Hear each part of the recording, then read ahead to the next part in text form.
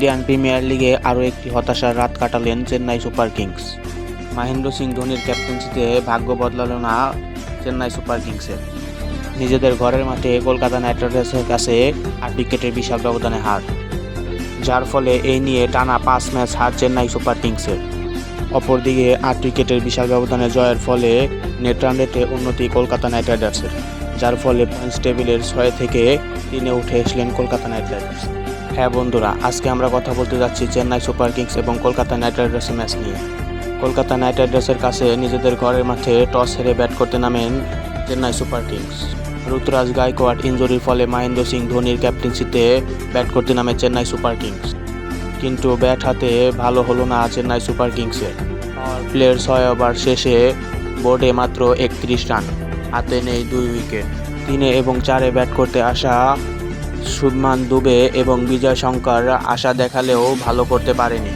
একদিকে শুভমান দুবে আগলে রাখলেও অপরদিকে একের পর এক উইকেট হারাতে থাকে চেন্নাই সুপার কিংস।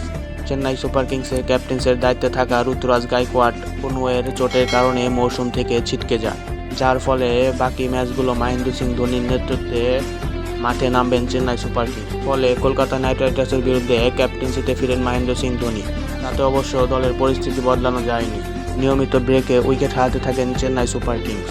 এদিন সুনীল নারায়ণ নেন 3 উইকেট, ঘরের ছেলে বরুণের ঝুলিতে 2 উইকেট।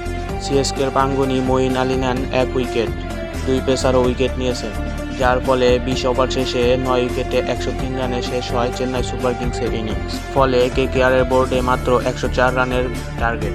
কেকেআরের লক্ষ্য ছিল দ্রুত ম্যাচ শেষ করে নেট রান রেট এগিয়ে নেওয়া। সুনীল নারায়ণ এবং কুইন্টার ডি কক ওপেনিং জুটি এই মৌসুমে ধারাবাহিক দেখতে পারিনি। এই ম্যাচে অবশ্য বিধ্বংসী শুরু। কেকেআর যেন 10 ওভারে টার্গেট নিয়ে নেমেছেন। 47 রানের মাথায় কুইন্টন ডি ককের বিদায়।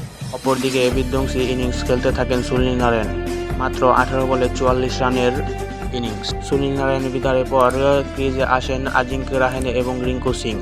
ক্যাপ্টেন আজিঙ্ক্য রাহানে এবং রিঙ্কু সিং দুজনে অনায়াসে ম্যাচটি জিতে নেন।